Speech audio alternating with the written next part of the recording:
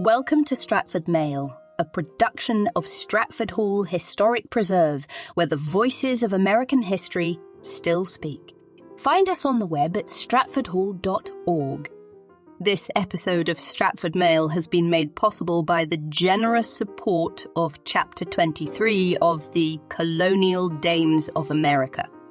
Here now is our Director of Research, Dr. Gordon Blaine Steffi. This month, a group of Virginia patriots receive a portrait they didn't want, by an artist they hadn't commissioned, in place of a portrait they paid for by their preferred artist, which they never received. The British Parliament's 1766 repeal of the odious Stamp Act on paper goods led to commemorative efforts in British North America. Some commissioned artworks, others renamed towns and hamlets in honor of British politicos who spoke openly against the tax. Pittsylvania County, Virginia, so named in 1767, commemorated the celebrated role of William Pitt the Elder in opposing the Stamp Act. In Westmoreland County, Virginia, commemorative efforts focused on Charles Pratt, recently titled the Baron Camden, whose opposition to inequitable colonial policies like the Stamp Act and the Declaratory Act rested on his extensive judicial experience and legal acumen.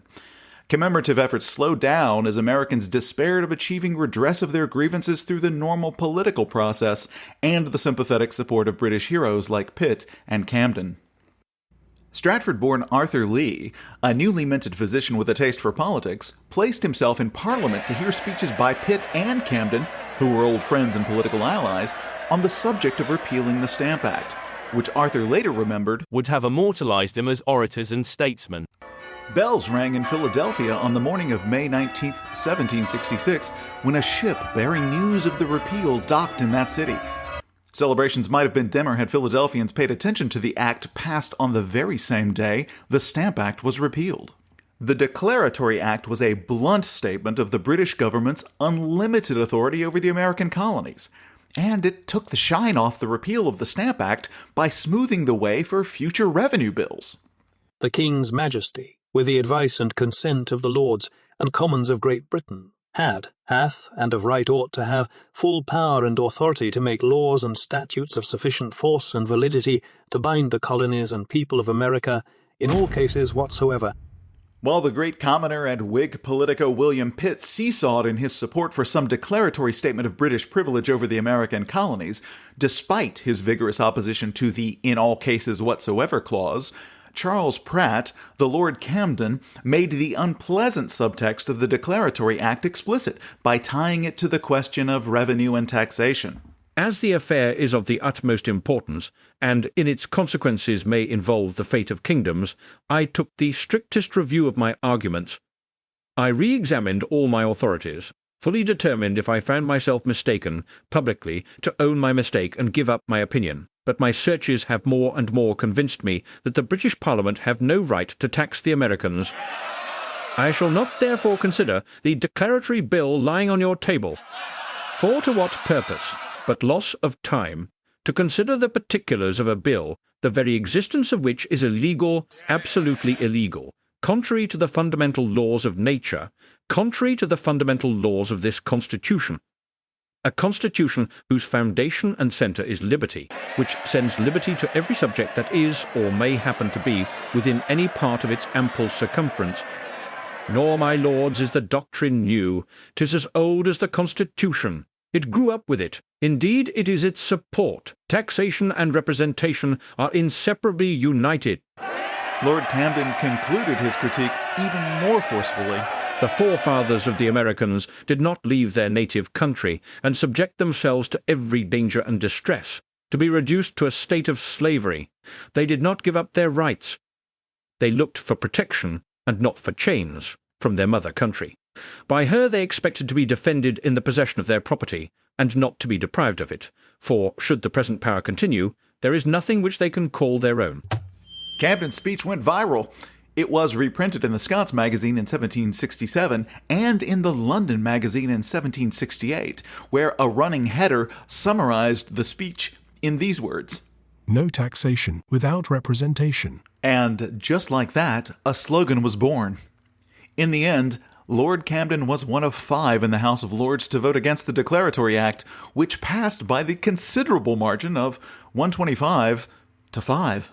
By June 1766, a group of Virginia subscribers, many of whom had backed the Leedstown resolves, empowered Richard Henry Lee to commission a portrait of Lord Camden. From the wish we entertain that all future judges may be induced, from a contemplation of this worthy judge's picture, to recollect those virtues, the possession of which procures Lord Camden the love of his country. To that end, the subscription paper directed the portrait to be hung conspicuously in the Westmoreland County Courthouse. Charles Pratt had become Chief Justice of the Common Pleas in January 1762, making him one of the 3 most important judicial officers in the British Empire. In his 4 years of service as Chief Justice, he made several key rulings, but perhaps none so popular as his decision to discharge from prison John Wilkes, a journalist and member of Parliament for Aylesbury. Wilkes pleaded parliamentary privilege when he was arrested for libeling King George III in his publication, The North Briton No. 45. Parliamentary privilege protected members of Parliament from arrest, except on charges of treason, felony, or breach of peace. Government lawyers argued that since libel tended to breach the peace, Wilkes wasn't covered by privilege. But Charles Pratt ruled that while libel might tend toward a breach of peace, it clearly wasn't a breach of peace as such. Wilkes was discharged to the joy of metropolitan radicals, and Pratt enjoyed a glow among radical Whigs. Parliament soon withdrew the protection provided by parliamentary privilege for seditious libel. John Wilkes was tried in absentia on a charge of obscene libel for his pornographic parody titled Essay on Woman, which included a charming, kinda well-turned couplet on the male parts of then Prime Minister John Stuart, the 3rd Earl of Bute and favorite of King George III, and that ill-advised literary endeavor earned Wilkes expulsion from Parliament. Arthur Lee of Virginia visited Wilkes at the Tower of London in late 1768 when Wilkes, just returned from self-imposed exile in France, was incarcerated on an outstanding conviction. Thus began a productive political alliance, and Wilkes later remembered Arthur as his first and best friend. Meantime, Charles Pratt distinguished himself in a ruling that informed the Fourth and Fifth Amendments to the U.S. Constitution. In English law, promiscuously broad general warrants allowed law officers to search unspecified places and persons and to seize whatever they wished, with few exceptions. Probable cause, as we understand it, did not exist, and colonial law enforcement largely mirrored English practice. Wilkes and 48 others were arrested under a general warrant in the libel case that was prompted by the North Briton No. 45. But in 1762, 4 agents of Lord Halifax, Secretary of State for the Northern Department, executed a general warrant at the home of London pamphleteer John Entick. They were fishing for evidence of seditious and libelous papers printed in the periodical The Monitor. Officers spent 4 hours tossing the Entick house and were later found to have caused some £2,000 worth of damages, equivalent today to around $400,000 US. Entick sued for damages in 1765, and in Entick v. Carrington, the presiding judge, Lord Camden, reasoned, If it is law, it will be found in our books. If it is not to be found there, it is not law. The great end for which men entered into society was to secure their property. That right is preserved sacred and incommunicable in all instances, where it has not been taken away or abridged by some public law for the good of the whole. By the laws of England, every invasion of private property, be it ever so minute, is a trespass.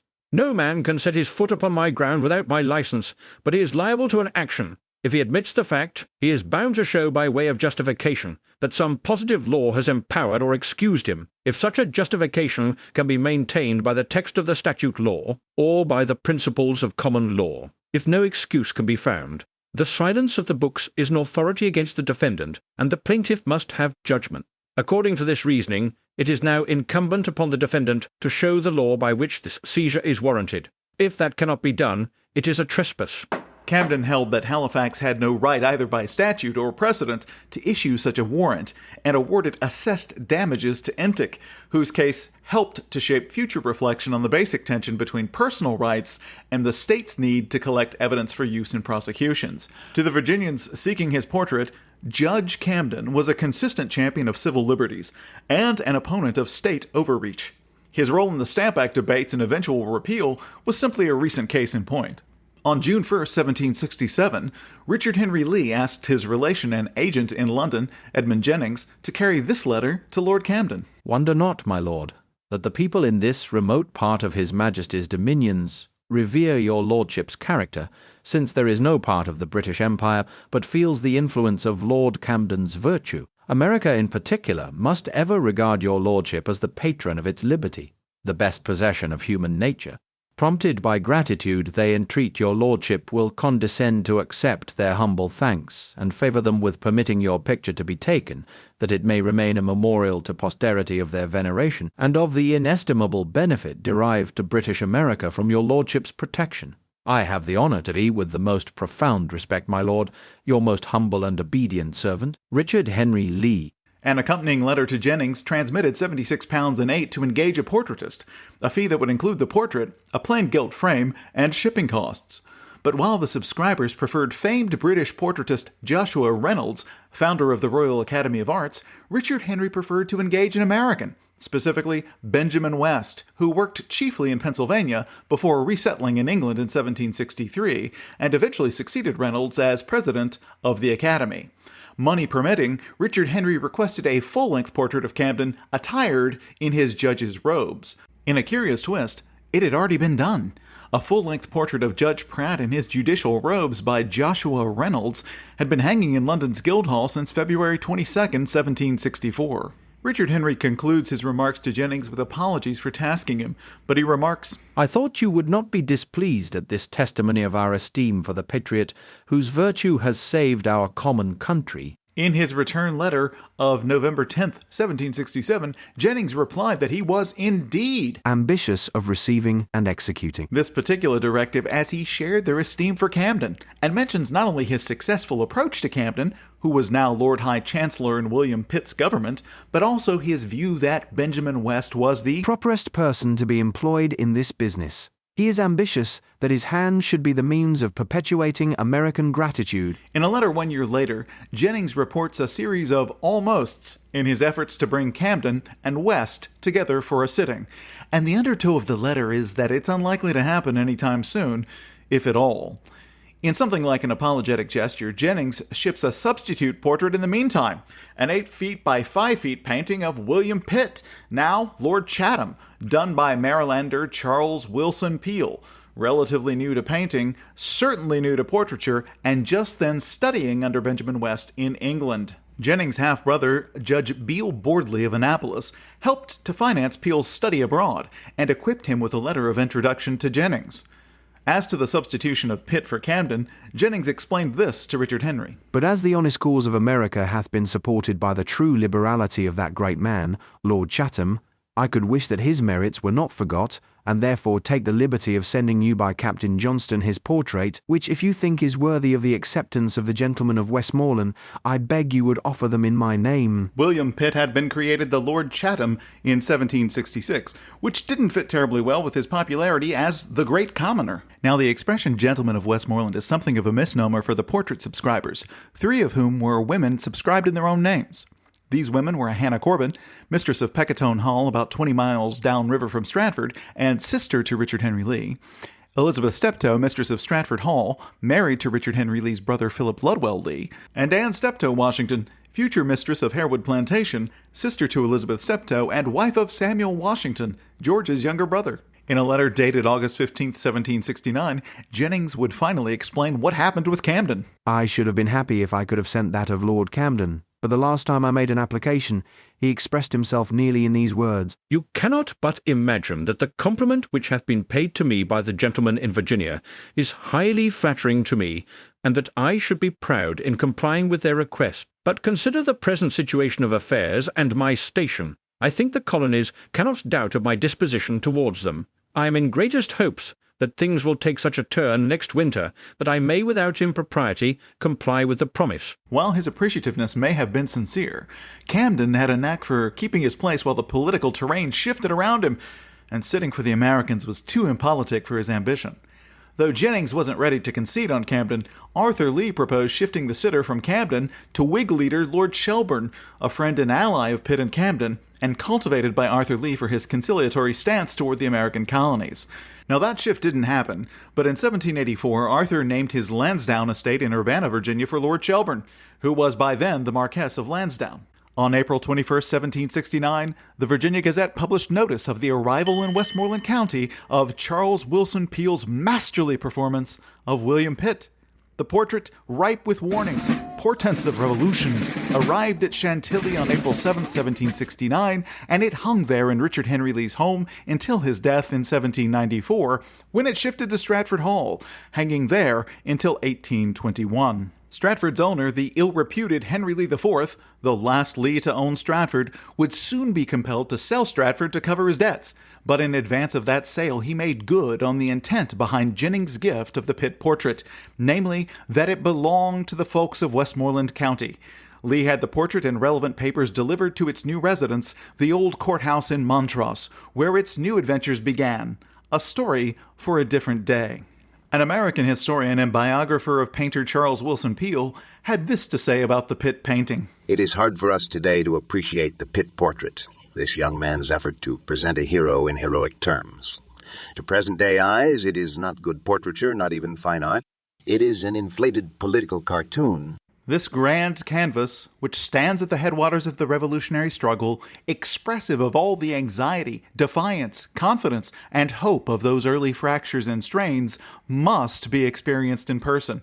And you should do just that this September for a special event. Join us at Stratford Hall on September 9th, 2023 for an exciting symposium, Pitt, Peele, and the Patriots, a collaborative event put on by Stratford Hall, Preservation Northern Neck and Middle Peninsula, and the Westmoreland County Museum. This day-long symposium features several engaging talks from diverse experts on the history of Peele's portrait of legendary British politiker William Pitt, analysis of its political and artistic significance, and close study of the art and value of reproducing the portrait for Stratford Hall. The symposium opens with a keynote address at 1 p.m. and concludes with a reception and viewing of the original portrait from 6:15 to 7:30 p.m. Distinguished speakers include historians, artists, and conservation professionals. Seating is limited, so be absolutely sure to reserve your tickets today. Ticketing information and a link to purchase your tickets are available at stratfordhall.org/events-programs. Once more, that's stratfordhall.org/events-programs. Are you travelling from distance to attend? Stratford Hall offers elegant, affordable lodging. Reserve your room at stratfordhall.org/lodging. And finally, dear listeners, don't you dare forget to subscribe. And if you wish to express your support for more programming like this one, please give at stratfordhall.org/support. And thank you for listening to Stratford Mail.